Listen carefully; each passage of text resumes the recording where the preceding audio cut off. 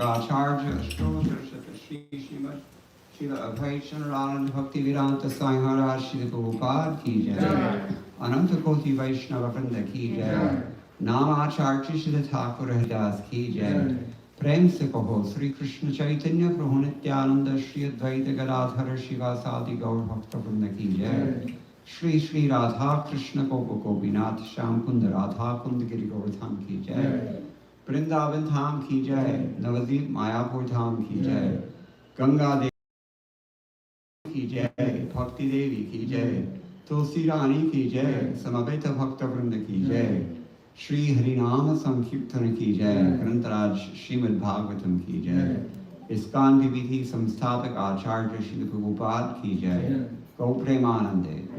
All glories to the Samud devotees. All glories to the Samud devotees. All glories to the Samud devotees. Jai Shri Shri Guru Ganga and Lord Anga. Jai Shri Prabhupada.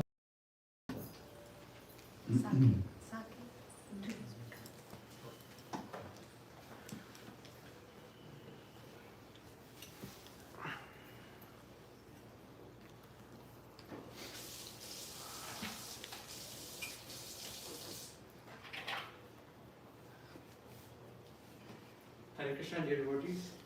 This Friday evening program at Satyaguru at our home is dedicated for book distribution for Westerners. No, the one that is sent last. Yeah. Mukunda Datta Prabhu is a direct disciple of His Divine Grace, V.C. Bhaktivedanta Swami Prabhupada, founder Acharya of the International Society for Krishna Consciousness. Originally from Los Angeles, he joined ISKCON at age 15 after reading Srila Prabhupada books and traveled on the Radha Damodar traveling Sankirtan party. He then served under Tamal Krishna Goswami for 2 decades in Texas. He has also studied Indian classical and devotional music in both India and America, and plays Bakalavich, classical in the Hindustani style. He sings and plays the kol, the traditional Gaudiya Vaishnava Bhagavati Kirtan style of Bengal, and has made several recordings and performed internationally. He holds a graduate degree in South Asian languages and literature from the University of Washington, where he specialized in Sanskrit, Bengali, and medieval Brajavasi. He earned his BA from University of Texas at Austin, Department of Asian Studies. And in 2000, he was invited to serve as a chartered member of the Sastric Advisory Council to the Governing Body Commission of ISKCON, and served in that capacity for many years. He then later served under the late Gopi Paradana Prabhu as a Sanskrit translator and researcher for the Bhaktivedanta Book Trust. He is currently served on the ISKCON Indian Scholars Board and his wife Srimati in Vrindavan, India. Now, without further ado, let's welcome Mukunda Das Prabhu and enjoy the rest of the evening. Thank you.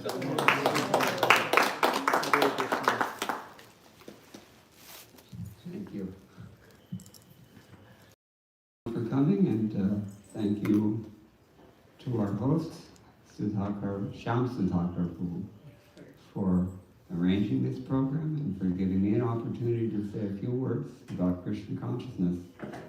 I didn't really have any topic in my mind, but if somebody here has any questions or anything, any particular verse you'd like to hear about, or any topic you want to hear about, I'm open. Yeah. Thank you so much, Prabhuji, for coming here again and giving us your association. So, Prabhuji, in Bhagavad Gita, Krishna says in response to Arjuna's question about controlling the mind, that he says 2 things, Abhyas and Vairagya. Yes. So, we also hear that that for bhakti, like Vairagya is a byproduct, Yeah. like it's automatically comes as we progress in the bhakti.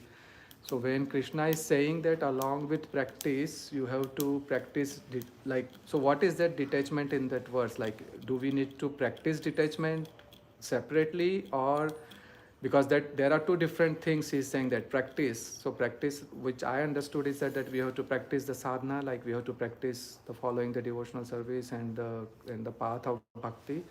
but at the same time he's saying detachment also, vairagya also. So, but normally we hear that in bhakti vairagya is like automatically it's a byproduct. We should not overdo vairagya. So how do we understand that instruction? Nice point. This, how many people here would be able to come to tomorrow evening's program? I will try. Because we could talk about that. Okay. I have just a verse in mind Oh, okay. from Srimad Bhagavatam. Uh-huh. Bhakti Pareshanu Bhavo Viraktir Anyashta Traisha Trika Ekadaha. You know that verse? It's 11th canto. Okay. We could do that. Mhm. I mean, to do the topic justice, I would like to do that also. Oh, okay. Sure. Is that okay? Yeah, sure, definitely. That's fine. Do they have any topic in mind? Does anyone know? In the north, right? We're in the Yeah. south now. Yeah. Yeah, we are in South now. No topic. Huh? No topic in mind. You can do whatever. Yeah, okay, so then we can talk about that tomorrow, but that just means some of you have to drive. That's okay. You have to do the, you have to be detached. Yes. All right, well, let's begin tonight. I'm just going to randomly choose any verse. But as always, we begin with Mangala Chanana. Sure. Om Agyanatimirandhasya Jnananjana Shalakaya Chakshurunmilitam Yena Tasmai Shri Gurave Namaha Shri Chaitanya Manobhishtam Sthapitam Yena Bhutale Swayam Rupa Kadamahyam Dadati Sabadantikam Vandeham Shri Guru Shri Uttamadakamalam Shri Guru Vaishnavamsha Shri Rupam Sagrajatam Sahagana Raghunatham Vitam Tam Sajivam Sadvaitam Savadhutam Parijana Sahitam Krishna Chaitanya Devam Shri Radha Krishna Padan Sahagana Lalita Shri Vishakhanvitavyamsha He Krishna Karuna Sindhu Dinabandhu Jagatpate Gopesha Gopika Kanta Radha Kanta Namostute Tapta Kanchana Gaurangi Radhe Vrindavaneshwari Vrishabhanusute Devi Pranamami Hari Priye Vancha Kalpatarubhyascha Kripa Sindhubhya Evacha Patitanam Pavanebhyo Vaishnavebhyo Namo Namaha Jaya Shri Krishna Chaitanya Prabhu Nityananda Shri Advaita Gadadhara Srivasadi Gaura Bhakta Vrinda Hare Krishna Krishna Krishna Hare Hare Hare Rama Rama Rama Hare Hare. At the end of his 10th canto commentary on Srimad Bhagavatam, Srila Vishwanath Chakravarti Thakur, he prays, Madgavirapi Gopala Sweet Guryat Kripaya Yadi Tadaivasam Payaha Pitva Krishye Yukta Priyajanaha, which means, my dear Lord Gopal, only if you accept my words to be your cows will they provide sweet milk and give pleasure to your pure devotees. All right, so where have we opened this?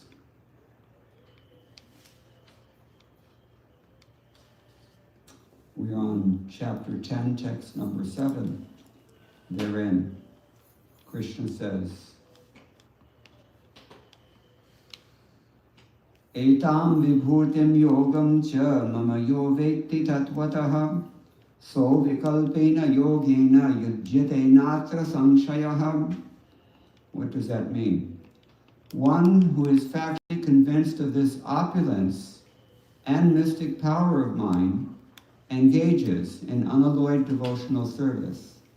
Of this, there is no doubt. Let's repeat this, please. One who is factually convinced One who is factionally convinced of this opulence of this opulence and mystic power of mine and mystic powers of mind engages in unalloyed devotional service. engages in unalloyed devotional service. Of this, there is no doubt. Of this there is no doubt. And we have the commentary, purport of His Divine Grace, A.C. Bhaktivedanta Swami Srila Prabhupada, founder and Acharya of the International Society for Krishna Consciousness, my spiritual master, and also the savior of the modern world, Srila Prabhupada Ki Jai. Purport: the highest summit of spiritual perfection is knowledge of the Supreme Personality of Godhead. Unless one is firmly convinced of the different opulences of the Supreme Lord, he cannot engage in devotional service. Generally, people know that God is great, but they do not know how, in detail, how God is great. Here are the details. If one factually knows how God is great, then naturally he becomes a surrendered soul and engages himself in the devotional service of the Lord. When one factually knows the opulences of the Supreme, there is no alternative but to surrender to Him. This factual knowledge can be known from the descriptions in Srimad Bhagavatam and Bhagavad Gita and similar literatures. In the administration of this universe, there are many demigods distributed throughout the planetary system, and the chief of them are Brahma, Lord Shiva, and the four great Kumaras and other patriarchs. There are many forefathers of the population of the universe, and all of them are born of the Supreme Lord, Krishna. The Supreme Personality of Godhead, Krishna, is the original forefather of all forefathers. These are some of the opulences of the Supreme Lord. When one is firmly convinced of them, he accepts Krishna with great faith and without any doubt, and he engages in devotional service. All this particular knowledge is required in order to increase one's interest in the loving devotional service of the Lord. One should not neglect to understand fully how great Krishna is, for by knowing the greatness of Krishna, one will be able to be fixed in sincere devotional service. This is the prelude to what we call the Chatushloki Bhagavad Gita, which is Bhagavad Gita in 4 essential shlokas. Should I read them? Yeah. Yeah, Sarvasya. there's Yeah. Aham sarvasya prabhavo mattah sarvam pravartate iti matva bhajante mam buddha bhava samanvitaha. I am the source of all spiritual and material worlds. Everything emanates from me. The wise who perfectly know this engage in my devotional service and worship me with all their hearts. Further expanding on the same point we just heard. Matchitta madgata prana bodhayanta parasparam kathayantascha mam nityam tushyanti charamanti cha. The thoughts of my pure devotees dwell in me. Their lives are fully devoted to my service, and they derive great satisfaction and bliss from always enlightening one another and conversing about me. Tesham satatayuktanam bhajatam priti purvakam dadami buddhi yogam tam yena mam upayanti te. To those who are constantly devoted to serving me with love, I give the understanding by which they can come to me. Tesham evanukam partham aham jnana jam tamaha nashayami atma bhavasto nana deepena bhasvata. To show them special mercy, I, dwelling in their hearts, destroy with the shining lamp of knowledge the darkness born of ignorance. I'm just going to go ahead, since there's no real set framework here, because it's hard to resist. Arjuna's response to this, what does he say? Arjuna uvacha, param brahma param dhama pavitram paramam bhavan Purusham Shashvatam Divyam Adi Devam Ajam Vibhum Ahustvam Rishayah Sarve Devarshir Naradastatha Asito Devalo Vyasaha Swayam Chaiva Pravishime. Arjuna said, you are the Supreme Personality of Godhead, the ultimate abode, the purest, the absolute truth. You are the eternal, transcendental, original person, the unborn, the greatest. All the great sages, such as Narada, Asita, Devala, and Vyasa, confirm this truth about you, and now you yourself are declaring it to me. Sarvam etad ritam manye yanmam vadasi keshava nahite bhagavan vyaktim vidur devana danavaha. O Krishna, I totally accept as truth all that you've told me. Neither the demigods nor the demons, O Lord, can understand your personality.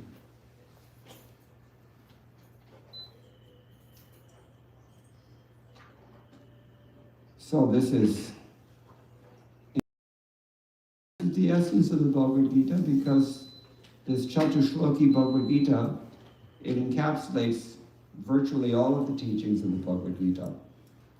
And in particular, since we're on text 7, we'd like to emphasize that, well, Krishna is emphasizing his opulence and his mystic power, and our need to become convinced of that by realization.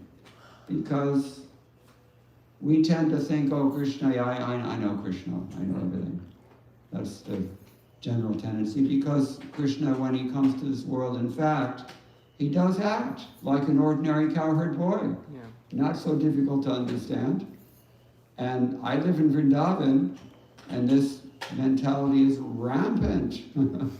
Everybody thinks they understand who is this Radhe Shyam. Everybody, is quite familiar, they think, of Ras Leela, for example, and everybody is, it's very difficult, actually, for people, ordinary people, that is, to get a handle on what is this Paramatattva, or this, as Arjuna was saying, Param Brahma, Param Dhamma, Pavitram Paramam, this supreme personality of Krishna. So he's saying, this is our need. We have the Vibhuti Yoga. This chapter is entitled Vibhuti Yoga. The opulence. Of Krishna. We don't take a person seriously until we hear some opulence about him, isn't it? Okay, this guy, who is this, But, if someone tells us, oh, do you know what he's done? Do you know how much money he has? How important he is? Then we take it seriously. So this is the problem. And we have the same attitude towards Krishna. What does Krishna say elsewhere in Bhagavad Gita about this attitude that we have, assumptions that we make about him? Anybody can guess what verse I'm thinking of? Avajananti. Yes, exactly. Avajananti mamura. Avajananti mam murha. What does murha mean? Stupid. Yeah, stupid. More. Mutta. Dal. Mutal. Dull, like Mutal. So this is our pedestrian view of the Supreme Personality of Godhead, and it prevents us from taking seriously what he has to say here in this book. This book is written not for Arjuna, because Arjuna knows everything about Krishna. Arjuna is his pure devotee from birth. Nitya Siddha. He's a Nitya Siddha devotee. So, that we say that the mother-in-law teaches the daughter-in-law by teaching her own daughter. And similarly, Krishna teaches us by teaching Arjuna, because Arjuna can hear these things. What does he say about this? Bhaktosi me sakhacheti rahasyam yetadurtamam. Because you're my devotee and my friend, you can understand.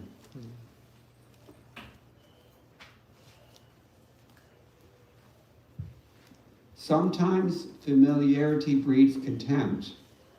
So it's kind of ironic to hear this from Krishna, right? Because you're my friend and my devotee, therefore, but we would think, well, maybe, because that's our tendency. Just like people who are doing puja in the temples, they become very familiar, they know the whole routine, and it is a routine. And if they don't have knowledge, it's just a dry routine. And they're inside the heart from this so-called puja. So for them it's like idol worship, we can say. But they don't realize that this deity in the temple is not stone. He's acting that way. He's not metal, he's acting that way, Jagannath wood. But he acts exactly that way. But actually he is Satchit Ananda Vigraha. And similarly, when Krishna comes to this world, as we heard, Avajananti Mamudham Manushim Tanam Ashridam, Krishna even kind of nourishes that doubt when he says, I've taken shelter of a human form. Manushim Tanam Ashridam. Param Bhavam Ajananto. What's the last line? Mama Bhuta. No, Bhuta Maheshwaram.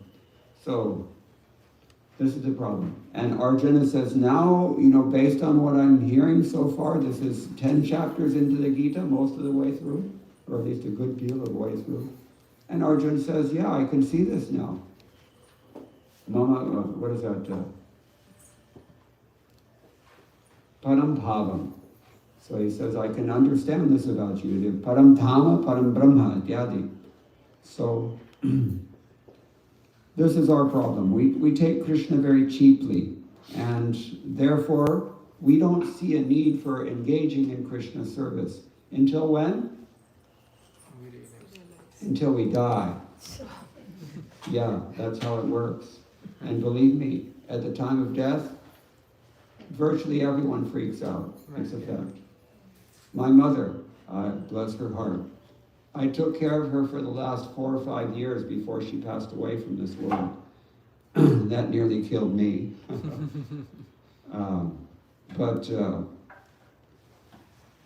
she had a very auspicious death because I shed gallons of my own blood for her, so to speak. And I never thought that she would come as far as she did spiritually, but that was the result. And anyway, she had a lifelong policy that if I ever get to a stage where I have to be, hooked up with tubes and artificial life support and all that, don't do that. Just let me die natural death. That was her 60 years, 80 years actually. She had that policy. We all knew it. She had a do not resuscitate order, everything. And, the day actually came. I was living in Govardhan at this time, Raja, in Mathura district, Govardhan Hill. Just a short distance from that place, Krishna lifted with his left hand, little finger of his left hand. That's called Param Bhavam, if you can do that. Raise your hand if you can lift any hill at all, or to speak with the little finger of your left hand. Most people are right-handed. So, anyway, so then I came to visit her from Govardhan Hill. I was planning to stay for 2 weeks. I packed 2 weeks worth of supplies in a small suitcase. While I was there, she had a massive stroke. She was 83 after all. And, we knew that she had an aneurysm also in her aorta, which was about 5 centimeters. That's pretty big. Any doctors here, you know about this. So, the doctors told us, you all have to have your discussions now because she's got maybe hours to live, maybe days to live, but not more than that. And so, she was comatose for quite some time. Eventually she came to, and my sister, who had the power of attorney, had to ask, this has always been your policy. Are you serious about this? Should we not, because if he unplugs this machine, she's gone. Yeah, you're going to have maybe a few more breaths, and that's it. She said, no, don't do that. I don't want to do that. And she just reversed her lifelong commitment. What's my point? My point is that we don't know what death is. It's a real challenge. And everybody in this room is going to face that. Everyone. Nobody gets out alive. So this is human life. Only human beings can consider this. And if you're in a society where this kind of discussion is virtually banned, where are you going to go? And not only is this kind of discussion virtually banned, but what is it that we're absorbed in 90% of the time? Ahara, nidra, bhaya, maitunam cha. Eating, sleeping, mating, and defending. These are the things that we have in common with the animals according to Hitopadesha of the Upashitas. But what is it that makes us different than the animals, since we have all these four things in common? What is it that really distinguishes us from animals? Who can tell me? Conscious Animals are conscious. knowledge. Animals are intelligent, very Yeah. intelligent. Yeah. More intelligent than us. More intelligent, sometimes I doubt that. Sometimes. No, in some aspects, like. Yeah. In some ways more Yeah. intelligent, yeah, we can figure out how to design things like Yeah. Python, right? Yeah. What else? Intelligence. What is else? What, the consciousness, these animals have these things. Huh? We can contemplate on what the purpose of life is. We can think about higher things I in think life. so. And what's that called? That's called dharma. Dharma. So, dharmasya hina pashubhisamana, famous verse.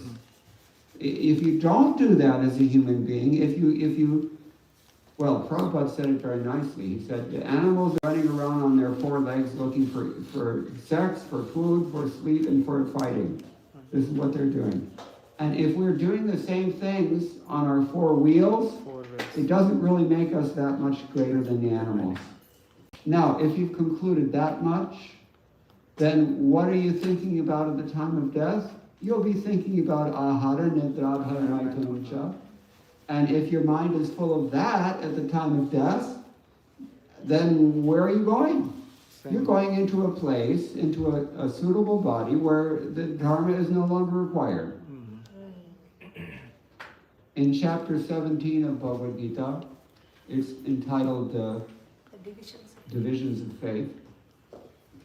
Srila Baladevita Bhushan in his commentary makes a very cogent observation about faith. He says there are two kinds of faith. Anybody know what they are? There's swabhavaja shraddha, the faith that we're all born to or socialized in. Yeah. This is, I think, most of you. I didn't have this good fortune, but it's not the greatest fortune actually, Right. because the nature of that faith is the nature of the modes that influence you the most. If you're a passionate person or you're in a passionate environment, your faith will be corresponding to that passion.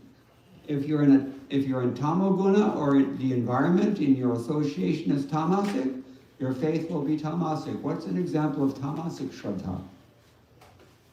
Somebody sees fit to fly a jetliner into a skyscraper building in New York City. That's tamasic faith. Really, really dense up here. And if you happen to be sattvic, fine, but it's just a coincidence. Right. So this is the problem with swabhavaja shraddha. And if you don't, well, it's like, people who have swabhavaja shraddha, they're like a car with an empty gas tank. That car will keep going for some time, right? Because the fumes are there and the engine will run. But what happens if you never replenish the engine? You're going to run out of gas sooner or later. And your faith runs out, and then you think, yeah, this atheism is making more sense now. Not atheism. In this society, what are the most likely culprits to attack our faith? Marxism, feminism, atheism also is there. All, godless ideologies, there's so many of them. Vayur gandhane vashayat, Krishna ne kaha Bhagavad Gita. It's like, you're walking through the city, especially New York City. I just came from Manhattan a week or two ago. My God, does that place smell? Everything. You cannot have pure air there. There's a pizza smell is wafting in from the restaurants, and the dog stool is over there, and cigarette butts in the gutter, and what a place. Anyway, so like that, just as the air carries aromas, Krishna says, this, what the Germans called Weltanschauung, this world view is formed by so many different ideas floating about in society. Hosea Royce said it's an ever-changing community of interpretation, this world. Everything seems to be relative, and anything's as good as anything else, and this is the environment, modern environment. And so, I don't want to get too far off track here.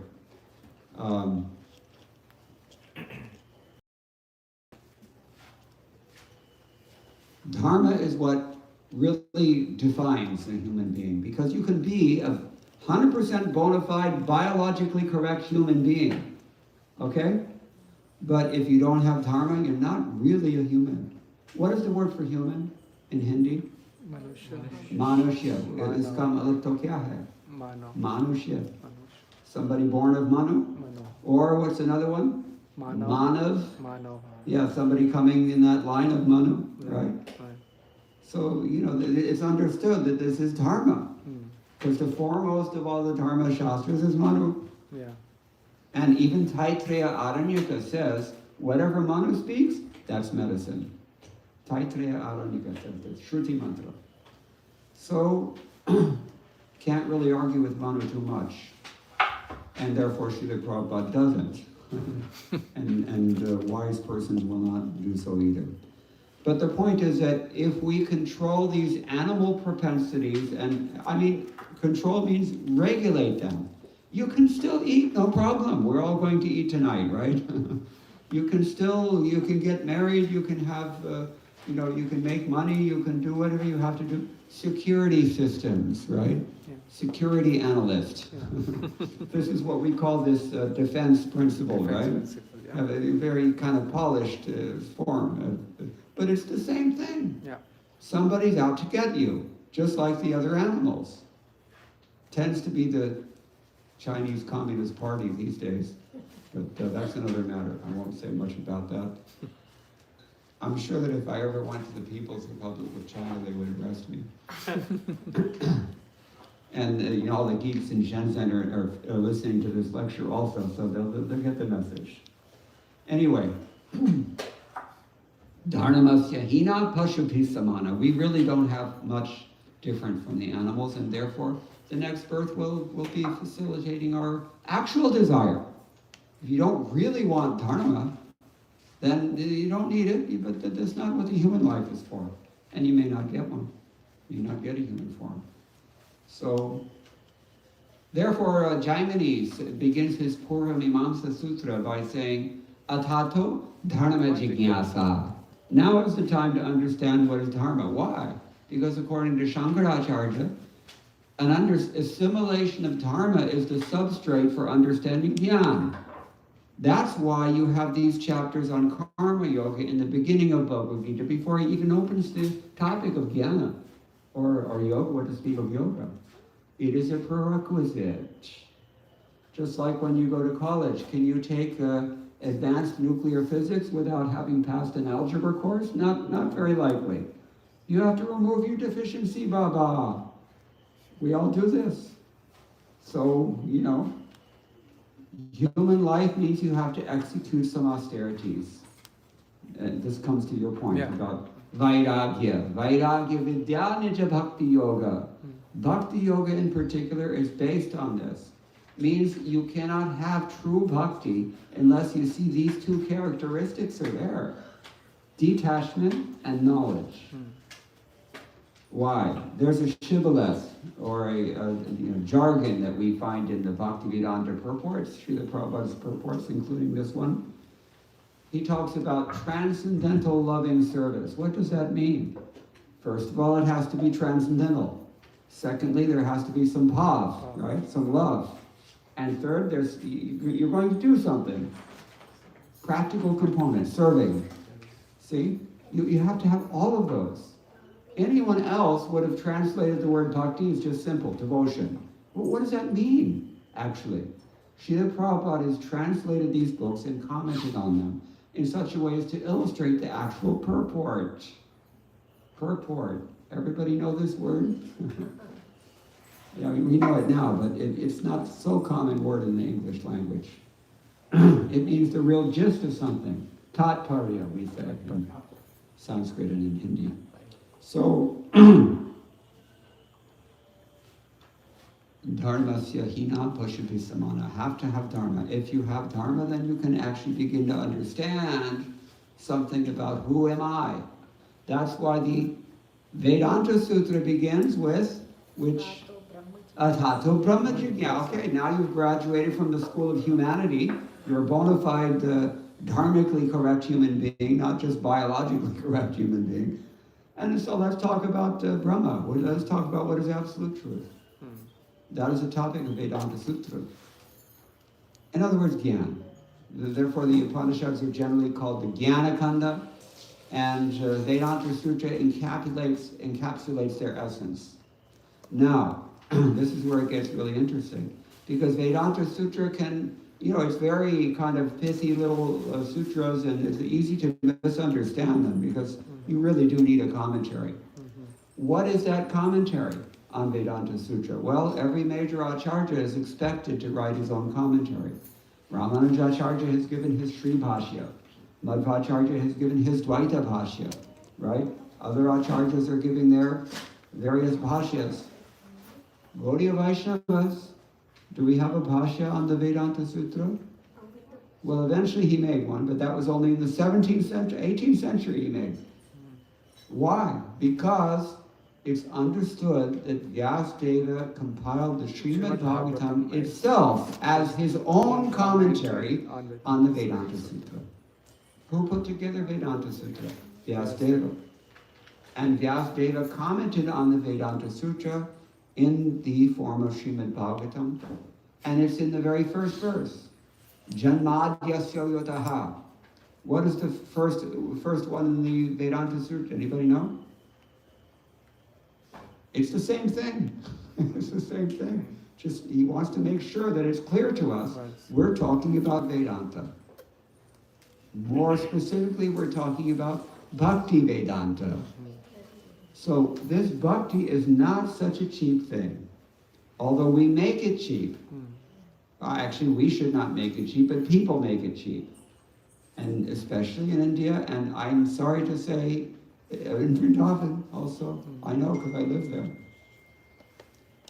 They take it very cheaply, and this is not good, because as Prabhupada is constantly criticizing, we see these kathakars, and they're coming and they're giving this, Rasamai Sangeet ke saath, Manoranjan ke saath. right? It's infotainment. Yeah. This is the English word we have for this. Infotainment.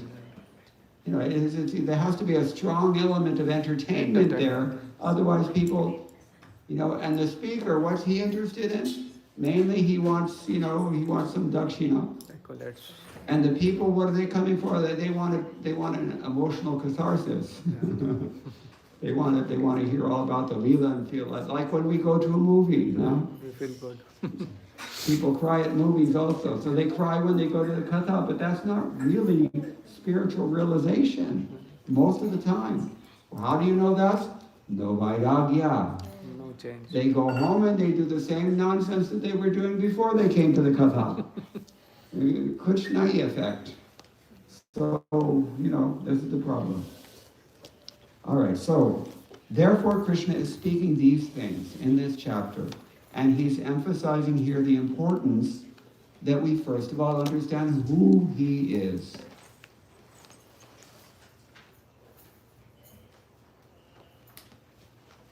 Aradhyo Bhagavan Vrajesha Tanayas, according to Chaitanya Mahaprabhu. The supreme worshipable personality of God, it is Vrajesha Tanaya, the son of Vraja, of King Nanda. But what does that mean to us? Very little. First of all, we have to understand what is the absolute truth. And then we have to understand how all these Vishnu expansions are coming from him, and how he's emanating all Janmadyasya Yataha, he's emanating all universes, and maintaining them, and annihilating them in due course, and repeatedly coming into them, and upholding dharma, establishing dharma, destroying the demons who come and interfere with the stable cosmic maintenance. Vishnu, this is what he does. And this Vishnu is but a small part and parcel of the Supreme Lord. Krishna. Ete changsha kalaha pungsa, Krishnastu Bhagavan Swayam. Bhagavatam says this. First canto, chapter 3. All these forms of the Lord and all these avatars of the Lord have been described. And then at the end of the list, what does he say? Krishnastu. Kintu, parantu means it's some distinction is being made. Krishnastu Bhagavan Swayam. He is himself the original Bhagavan. This is sometimes a controversial point in some quarters. But anyway, we're not going to go there. But the point is that we have to understand how great is God. He mentions this in his purport. Allahu Akbar, right? It means that only. God is great. But do they know how great? No, nothing. You know, how do I know this? My brother-in-law teaches Arabic at the University of California in Berkeley. Arabic. Don't ask me why he chose that topic. That's, you know. G lagta hai. So, you know, this, he has his students, you know, what we call heritage students. I used to teach them also in UW. So, you know, they're the people from the background that they're just coming to get their language credit, meet the requirements for the language credits. They already know the language. Usually I found that they don't know how to read or write, but they can speak very nicely. So we call these heritage students. So he has so many of these heritage students from the Middle East. So he just, sometimes just to poke their brains a little bit, he asks them, what does it mean when the Quran says, Allah created the world in 7 days? What does that mean? And they all go, they just freeze up, he told me. Nobody has a clue. No clue. They don't know anything. Just by rote they memorize these things and they push it fanatically, and that's it. As we said earlier, well, I don't want to get too explicit here. You know what kind of faith that is. So, you know, the point is that we should know how great is God. It's not enough to know that God is great. You don't really know that he's great. This is the real point. You actually don't know that he's great until you know how he's great. That's why all these literatures are here.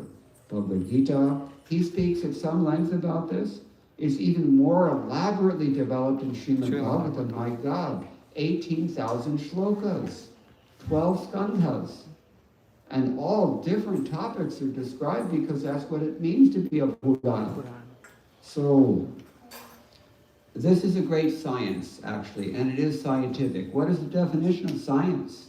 What does it mean to have to be a science? Like proven experimental. There's a specific method, a replicable method, demonstrable method. Repeatable. You repeat that method properly, you will get the result. That is science. And Bhakti Yoga is like that. You were mentioning 4.10, right? So there, Srila Prabhupada gives, actually he's quoting Rupa Goswami, who gives it in his Bhakti Rasamrita Sindhu. Adav Shraddha, Tataha Sadhu Sangha, Atha Bhajana Kriya, right? And then what? Anartha Nivritti Syat, Tato, Nishtas, Ruchi, Asakti, Bhava, then Prema. These stages one has to go through. You can gauge your progress in bhakti through this formula. We begin, everybody has some faith. You would not be sitting here if you didn't have at least some faith. Except for the little ones. But they probably have faith also, otherwise why they take birth from you? So, Adav Shraddha Tata Sadhu Sangha. You have to invest that faith in which process? Sadhu Sangha. Sadhu Sangha, yes. And if you engage your faith, if you invest your faith in Sadhu Sangha, associating with persons who are serious about advancing spiritually, what will happen to you? You will be engaged by those persons in bhajana. We will be hearing something like we were doing right now, chanting like we were doing earlier. So many 9 processes of bhakti are mentioned in Bhagavatam. So this is bhajana kriya. And from that bhajana kriya, that's when the magic happens. You try this process, chanting and hearing and all the things, what we call bhajana kriya, you will experience the result. What is that result? Anartha nivritti. anartha nivritti syat. The word is used syat. Why syat? What kind of verb is this? Anybody know Sanskrit? Syat. Means it may be. Doesn't mean it will be. So you will not get advancement in bhakti. You will not have, you not really perfect bhakti unless your anarthas are removed. And your anarthas can be removed by your bhajana kriya, but they will not necessarily be removed unless you really focus your mind. I mean, they will be removed, but it will take a long time. It's kind of like one of these Akbar Birbal stories. So, he came to see Birbal. He asked him how to make spiritual advancement. He said, come see me at 10 a.m. tomorrow morning. So Akbar came to see him, and he had there was a fire with, he was cooking some khichdi. So there was a chulha there, and 30 feet above the chulha, he had suspended his pot. I'm cooking khichdi. Akbar asked him, what are you doing? What is this? He said, I'm cooking khichdi. It will take forever. And then he had to explain. This is what I mean, How to make spiritual advancement, you have to put the pot on the fire. So this is bhajana kriya.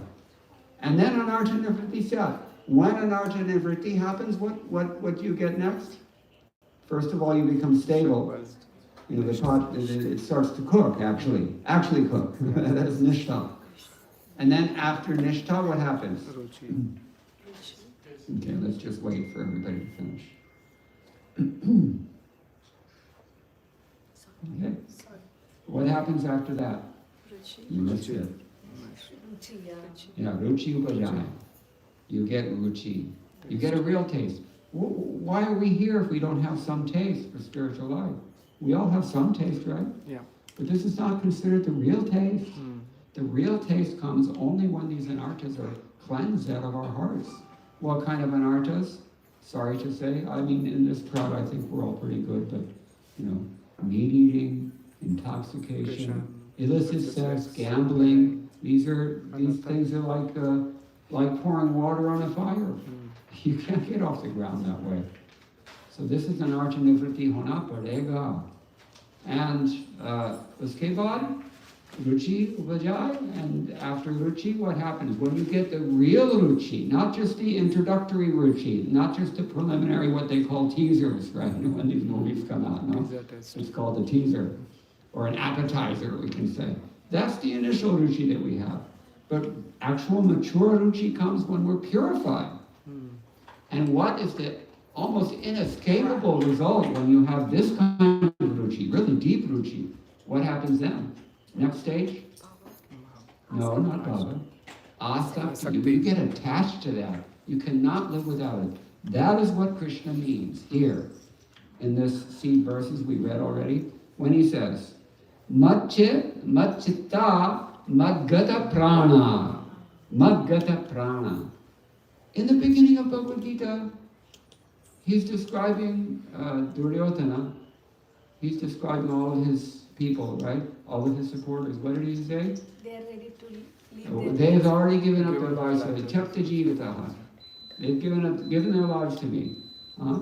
This is what we're talking about. So Krishna is saying in a similar way, Madgata prana. Prana means your very life. So, and what do? Bodhayanta parasparam kathayantascha mam nityam.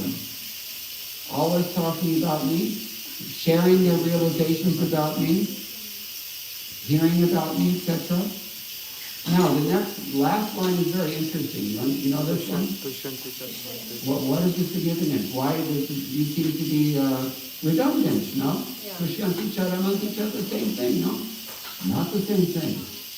Vishwanath Chakravarti Thakur says, Tushyanti cha means they're satisfied that even if they're neophyte devotees like us, they have the opportunity to sit here and hear these things. They have the opportunity as in a human body that's, sound mind and body, right? To take advantage of this process and scientific process and make further advancement.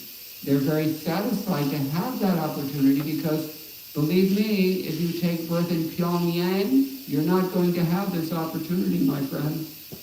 And even if you take place in some faraway places, like Colmont, Tennessee, where I just came from, until the Krishna-like people moved there, then now they're okay. But what is the likelihood you're going to hear Srimad Bhagavatam? Very less. Very less.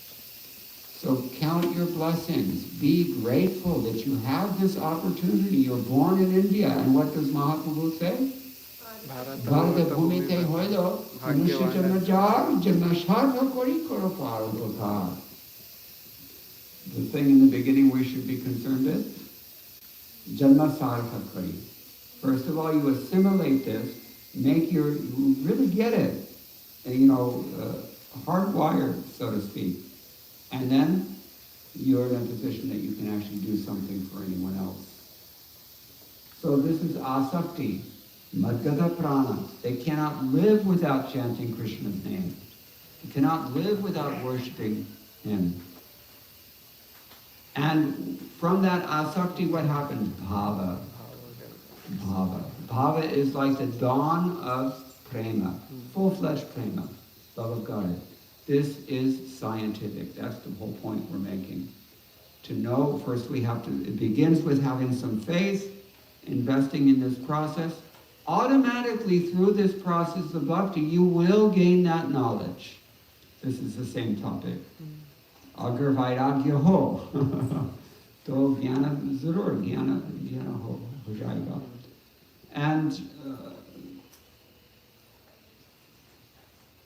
we should take that knowledge and we should invest it back into the process, and then we will be able to act with deep faith. And this is what Krishna is talking about here. And that's why he's explained all the things that he's explaining in Bhagavad Gita. Just to let us know, it's not that I'm just a little cowherd boy, neither am I some mythological Hindu god or some outdated social tradition that, the old-fashioned bhajan nonsense, as Prabhupada said. That's what people think, right? Oh, come on, this is 2026. What do? I see them. Nambudris, Mishras, Bhattacharjas, Sharmas, the Iyengars.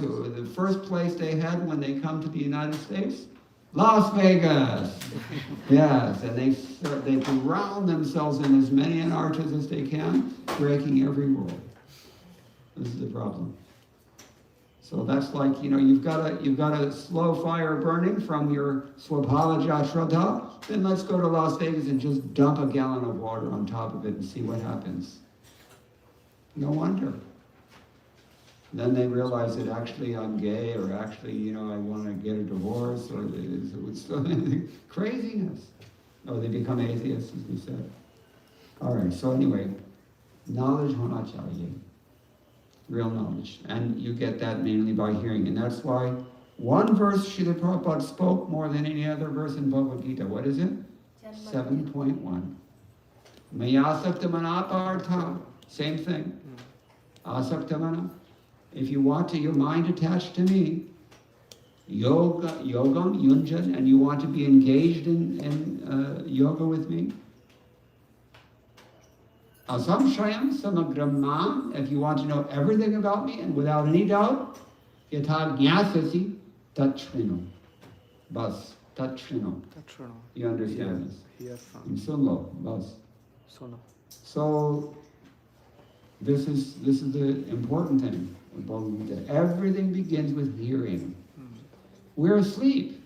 When you're asleep, how do you wake up? You set your alarm clock. How does the alarm clock wake you up? It doesn't nudge you. Hear. It's sound vibration. Anavritti shabdat.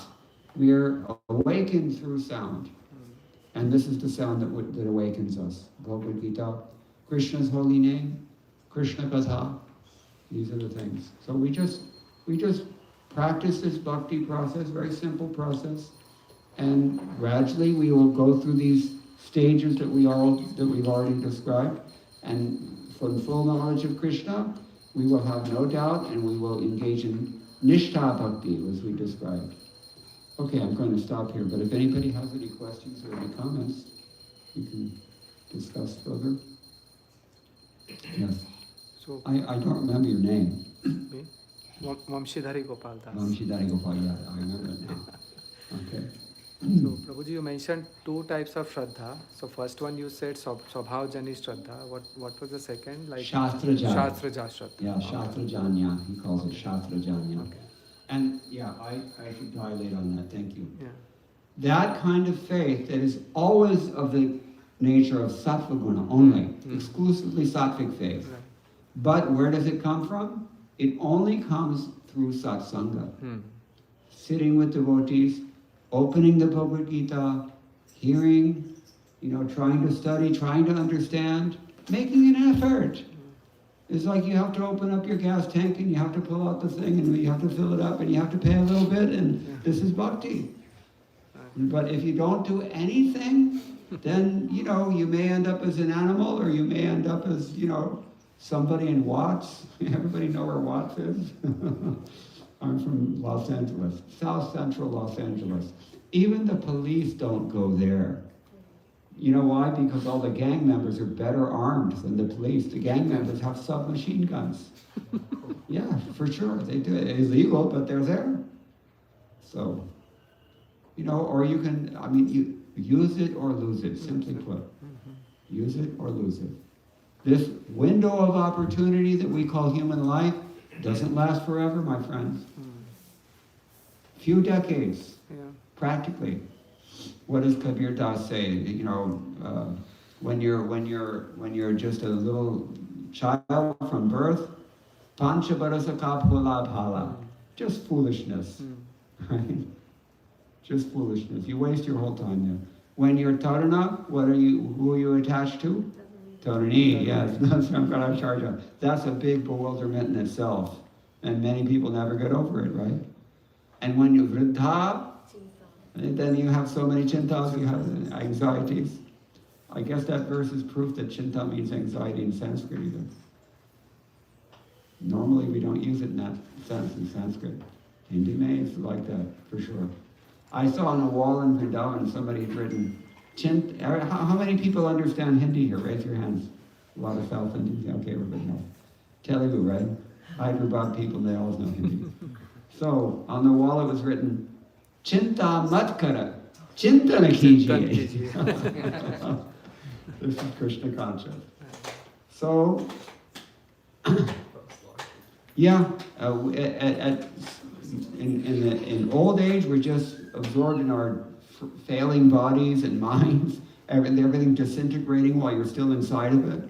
I know this. I just went for cataract surgery 2 months ago. Shankar Netralaya, Chennai. Yeah, and I'm not real happy with the lenses. Oh. Anyway, yeah, the body is, old age means your body is rotting while you're still inside of it. That's basically what it is. I saw it happen to my mother also. Just nothing you can do about it. The time factor. Yeah. Mrityu sarvaharashchaham, and then death will come. Can't avoid that either. So, really we only have some, what we call productive years, right? Yeah. Maybe 3-4 decades. That's it. To ek madhya yogin kavi ne kaha ki, what is that? Jabalagatana mein tapana vyapai, tabalagakari hari seva. You understand? As long as you have a good sound mind and body, use it while you can, because it will not last forever. Yeah. I always give this analogy. One of my godbrothers gave the analogy. Like an elevator door, we call them lifts in India. The door opens up. You don't have to actually get out of the elevator if you don't choose to do so, right? Right, you can stay in the elevator, but generally it's understood we have things we want to do. But if you dilly-dally too much, or if you're not attentive, or, if you just, that door's not going to stay open for very long. And human life is just like that. Get out of the elevator. Do your business. And this is your opportunity. The doors are going to shut. When the big door slams shut, there's no more choices, my friend. Where are you going? You don't know. But one thing for sure, you're going on alone. Kandipa. I always joke with the Tamilians. I usually spend every winter in Tamil Nadu, that's why. So, what is that? You're going alone. Dhanani bhumao pashavashti poshthe nari grihadvare janaha smashane dehash chitayam paraloka marge karmanago glachati jiva eka. I'll translate. Means your money is going to stay in the bank, your car is going to stay in your garage. No longer your garage, mind you. Yep. Your wife will come as far as the door because she's not supposed to come to the funeral, right? Yeah. Your friends and relatives will come to the funeral. Your body will go further than that. It will go all the way to the fire, right? Yeah. But what about you? Where are you going? Alone. You're going on somewhere alone. Karmana go gachati jiva eka. So think about it. The clock is ticking. And we already decided everybody here is dead. It's just a matter of time. So we have to take these things seriously. And the way to begin? Satsanga. What does he say? Bhaja man, Shri Nandanandana, Abhaicharanavindare, Durlabham Manavat Janma Satsange, Tarahoye Bhavasantule. This is Brajabuli language. Yeah. It's not Hindi, it's not Bengali. People try to go, well, what language is that from? The problem is that it's not in any language that people speak. It's an artificial language invented by Gaudiya Vaishnava poets from the medieval period on. They call it Brajbuli. You take a Maithili grammatical superstructure and flood it with Braj Bhasha loanwords, and you know, for those who are not consummate poets, they're going to put their native words in there, lots of Bengali too. So, you know, this is why nobody really can figure out what language is. But Taraho e Bhavasinture, cross over this ocean of material existence through satsanga. Satsanga, that's where it begins. Sadhu Sangha, Sarva Shastra Kore, Lava Matra Sadhu Sangha, Sarva Siddhi Hore. Every kind of perfection you will get from Sadhu Sangha, even material perfection will come. This is a fact. So that's where it starts, usually. And what's the main thing happens in Sadhu Sangha? You hear. Yeah. And from hearing, the curiosity is aroused, or the faith is aroused, and or the attraction is aroused, and then you, let me see about this. Let me invest something in bhajana kriya, and then gradually sadhguru hoga. Okay. Anything else? Yes. Prabhuji, thank you so much for the wonderful class. So in 5.29, Bhoktaram Yajna Tapasam. So I was trying to understand why that verse is placed there, because it's not yet, Bhakti Yoga has not yet started, and it's Krishna is telling that, you know, I am Sarvaloka Maheshwaram, I am your Sukridam, and knowing this you will attain peace. I couldn't find the link to the previous verses there, that Arjuna, he's starting on... It's not only there, it's actually in all the way through Bhagavad Gita. He's giving little hints here and there, right?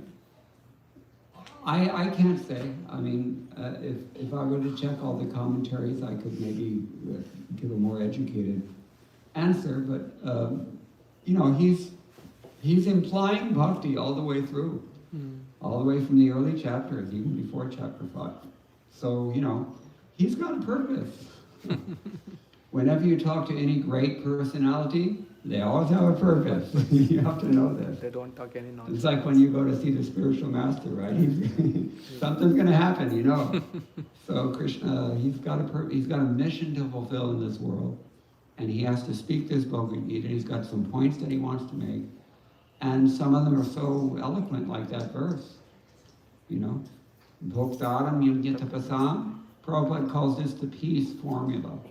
Even if you're just looking for peace, you know, and in chapter 5, maybe that's what Arjuna is thinking about, because his mind was reeling, right? So, you know, he's saying, listen, you know, I'm the one who's really the enjoyer here, not you. And Sarvaloka Maheshwara, I control everything. So it's not like I'm incompetent. And what's the third line? Suhridam, I'm everybody's friend. I care. He's a person. So these are hinting, closer and closer towards bhakti. We see the same thing at the. Generally, these verses are there in the end of the chapters, no? Yeah. Yes. Next chapter also. Yeah. And important things he finishes, right? Yeah, right. Yeah, I Seventh think- chapter he talks about the need for Right. ordinary dharma to purify our samskaras. Right. And it's Yeah, I like think- the 8th chapter. So Every chapter ends with an emphasis on bhakti. yeah. In Sanskrit literature, I've seen this is a very common device, and Puranic Sanskrit also, Bhagavad Gita is the same thing as that. That when there's something really important to be said, it either happens in the very end, And or there will be a different chanda. chanda for it. The chanda will change. Yeah. Just to kind of show you that something's happening here. Different is happening. So, yeah. All right, is that okay? Anything else? Koi Prashna. Yeah. Thank you very much for this. And you mentioned we not only need to know God is great, but we need to know how great He is. How He's great. How He is great. How to know He is great. Read. You want to know how great He is, you read. That's the whole point. In this chapter 10 alone, he's talking about all these vibhutis, right? So can you do the things that he's doing here? Can you say, Sarasamasmi Sagara? I'm the ocean of all bodies of water? Right? This is his greatness. It's supposed to pique our curiosity. And then, each of these claims that he makes, they're actually upheld, either here or in the Srimad Bhagavatam. Srimad Bhagavatam is considered to be like an expanded version of Bhagavad Gita in many ways, especially in the 11th canto. So, this is the idea. Asamshayam samagram mam yatha tachrim.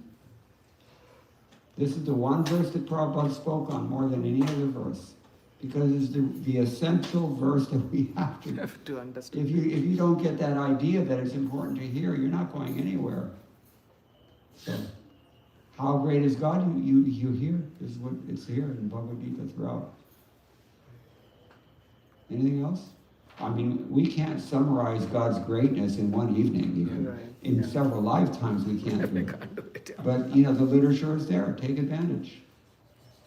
Or as we said earlier, use it or lose it. Because if you don't read, Choice is ours. you lose a chance. It's what Ramanujacharya calls this the austerity of knowledge. Why? Why austerity? What makes knowledge austere? First of all, you have to pick up the book. That you have to expend that much energy. Then you have to open the book, and then you have to look at it, and you have to read it. Actually, you do have to read it. It's not enough just to keep it as it is on the shelf. I sometimes find them shrink wrapped even, right? People don't read. So you have to open it up and read it. That's a primary austerity. Secondary austerity, when you read something that kind of pinches, then you've got decisions to make, don't you? Right. Hey, wait a minute, this is different than what I've been living, the way, Then you have to make some decisions, you have to make some choices. In other words, you have to apply this knowledge. What does Krishna say in chapter 15 about that? Those who don't apply these teachings, they can't understand them, even if they try to. I went through this when I was very young. I was interested in these things. I have so many editions of Bhagavad Gita, I read them. And I could not understand what they meant. Whether it's because I wasn't yet practicing Krishna consciousness, maybe, but I think also it's because the people who published those editions also weren't practicing. Yeah. And Krishna says, you'll not, even if you try to, you won't get it unless you're actually applying this. So that's the secondary austerity of knowledge. Then when you apply it, lo and behold, you realize it. That brings you way above this ordinary mundane life. And you feel this, you realize it, you experience it personally. It happens. Don't believe me, try it. But we're not done yet. There's a tertiary austerity of knowledge. What is that? You can guess. Spreading. To spread. Jare dekhe tare Tare kaha kaha Krishna upadesh. Janma sartha kari korpa. Yes. You have to try to wake somebody else up. And you know, how do you bring a person who is in the same consciousness that you were once in yourself? I mean, it's not so easy thing. It really isn't easy. Yeah. As Prabhupada said, you have to shed gallons of your own blood Right. just to deliver one person. One person. It takes time. It's not a cheap thing. This is the point. People who think it's a cheap thing, they are cheap. You know, they're not serious about it. But yeah, this is deep stuff. It's a very very substantial science. Is that okay? Anything else? I have one more. You want Yeah. So, Vamshi Dhari Gopal, right? yeah. So you mentioned about though we have read and hear about Krishna, but we take Krishna cheaply because we hear and we understand that Krishna is great, but in our day-to-day and our dealings and our whatever practice we are doing, and the example you said that while doing maybe deity worship every day, you just become casual, you know, because it become like a routine. It's possible. Possible, It's yeah. not necessarily Yeah, so. but it's possible. Yeah. So how do we avoid that? Like, how do we keep the freshness? Tamal Krishna Goswami said, before you become kids, you're making a lot of noise.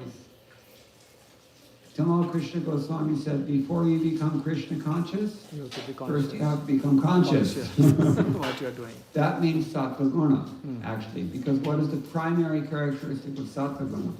Knowledge. Awareness. Awareness. Jnana means awareness, actually. Yeah, To be aware. yeah. A person who's more sattvic has more consciousness than another person. Some people are just oblivious. It boggles the mind sometimes how can he think like that? Well, he's not thinking, that's how. But this is in the lower mode of nature. Sattva means, you know, conscious. And you therefore, yesham twandikatam papam jananam punya karmanam ityadi. As we said at the end of every chapter, that's one of them. It's very important. Be pious, be fixed in pious activity. That elevates you to sattva guna very quickly. When you're in sattva guna, you can hear something and it means something more than what you would have meant if you were passionate or ignorant. That's why every time we open Bhagavad Gita also, we get new light, because, you know, hopefully we've been doing something that is purifying the intellect and the consciousness. Is that okay? Yeah, so basically, like, don't do just things for just sake of doing it. Be aware, like, why you are doing Rupa it. and Goswami what has a word for that. It's called niyamagraha. Niyama. Okay. Well, niyamagraha means two things, actually. Yeah, right. Niyama agraha Agraha, yeah. means you're not following the rules and regulations at all. Right. That's even worse. More worse, yeah. But, you know, for those persons who are very scrupulous, you're following all the rules. That is also not good. But, you know, they're only doing it for the sake of following rules. That is Just to also be not good. persnickety and, Yeah. and what's the word for this? Parsimonious. Yeah. Not parsimonious, sanctimonious. that we see sometimes. No.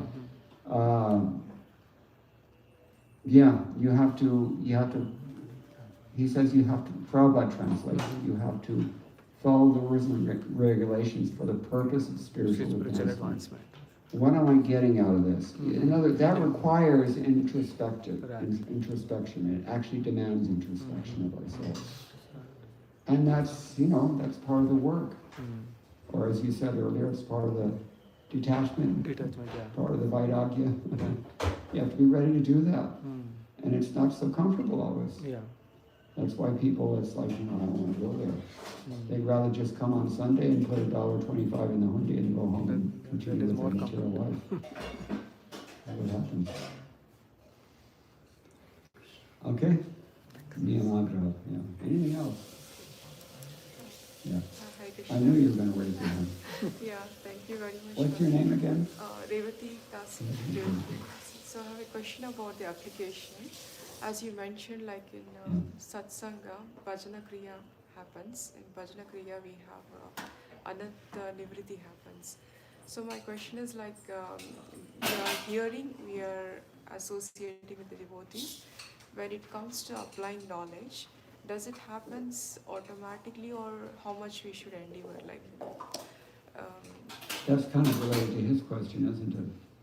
Yeah, yes. well, the knowledge will come, the realization will come through bhakti, through endeavor, just through serving sincerely. You will get realizations, whether you've studied that topic or not. You will get that through grace, divine grace. That happens. But part of the instruction, part of the service that we do is to hear.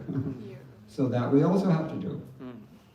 Which one comes from where, you can decide on your own, but really, ultimately, that's the point of the last of these seed verses. Tesham evanakam partamahana jnana nashyami. Krishna said, I'm the one who actually gives you the realization. And he does that when he's happy.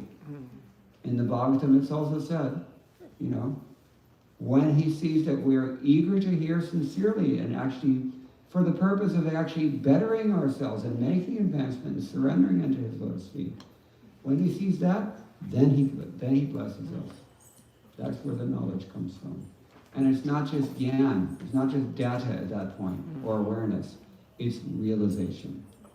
So your intentions... Yeah, our intentions and our actions should reflect our intentions. And that results in, deep realization. The kind that cannot happen if you don't practice. You see? So. Thank you. All right. So someone tell me one more, from our host.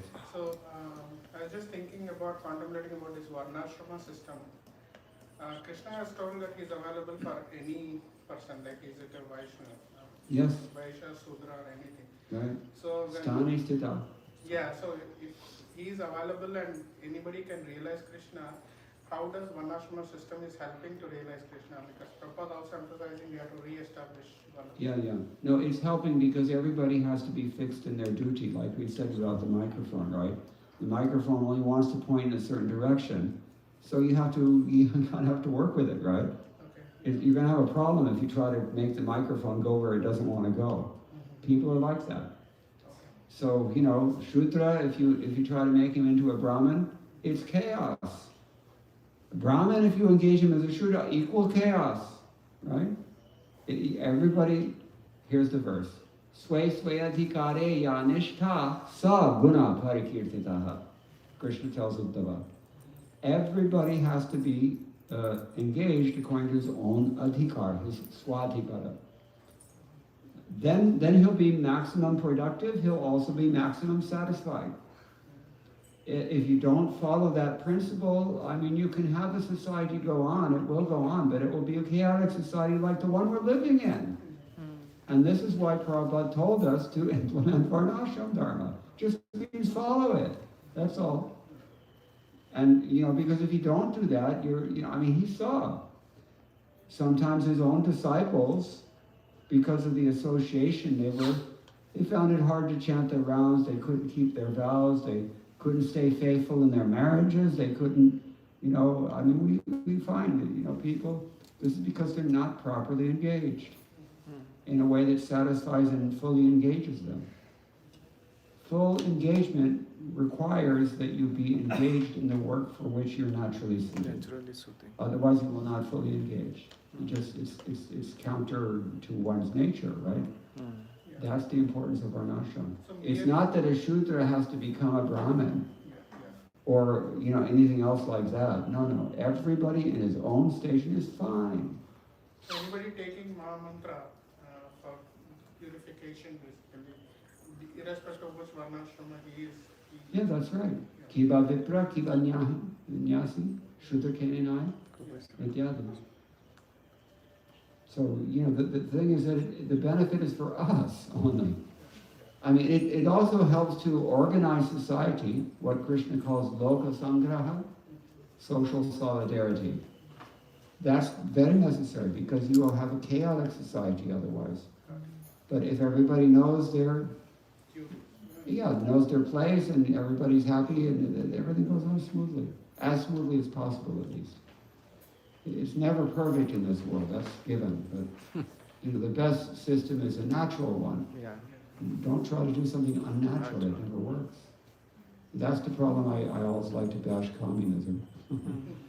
Communism tries to artificially homogenize everybody, just like Mayavad. They have the same agenda. And it's counterproductive. It runs counter to human nature. It never works. You've seen that. Okay? All right, so then I think we will adjourn here. Thank you all very much again for coming. All glories to Srila Prabhupada. Ki jai. Grace Mukunda Datta Prabhu. Ki jai. Lord Bhakta-vrinda. Ki jai.